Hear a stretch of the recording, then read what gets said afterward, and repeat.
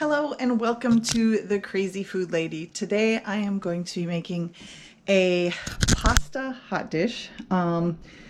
This isn't going to have a lot of like hardcore measurements because that's just not how we do that here in Minnesota. This is a really super easy hot dish, one of the first that I learned how to make. You basically cook some pasta, any kind of pasta. I'm going to be using spaghetti because we have an abundance of spaghetti. When I was growing up, it was tended to be elbow macaronis. And so you cook those, you throw them in a casserole dish, you mix them up with some spaghetti sauce. I've got extra. We're going to throw in a little bit of onion for extra flavor, and then we're going to use some mozzarella cheese. And it's best if your mozzarella cheese is frozen because you want some blobs of mozzarella cheese kind of spread throughout when you mix it all up. And then you're going to put some mozzarella cheese on top, toss it into the oven to bake until it's, browning like you would a pizza.